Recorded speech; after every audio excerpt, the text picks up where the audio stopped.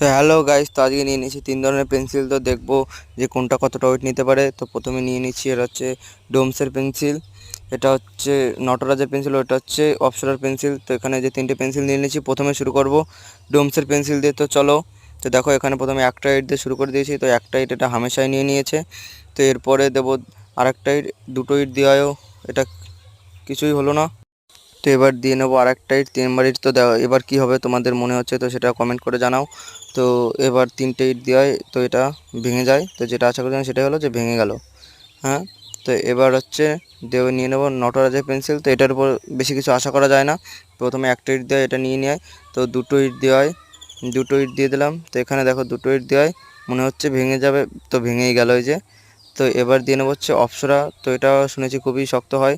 তো এই যে একটা দেওয়া হয়ে গেল ইট। তো এবার দেবো দুটো ইট, দুটো ইট দেওয়া এটা কিছু হয় না। তো এবার দিয়ে নেবো আরও একটা ইট। তো দেখা যাক কি হয়। তো 3টে ইট দেওয়া কিছু হয় নাই। তো এবার দিয়ে নেবো 4টে ইট। তো তাড়াতাড়ি তোমরা ভিডিওটাকে লাইক কমেন্ট সাবস্ক্রাইব করে দাও, দেখো কি হয়। তো এবার 4টে ইট দেওয়ায় তো এটা ভেঙে যায়।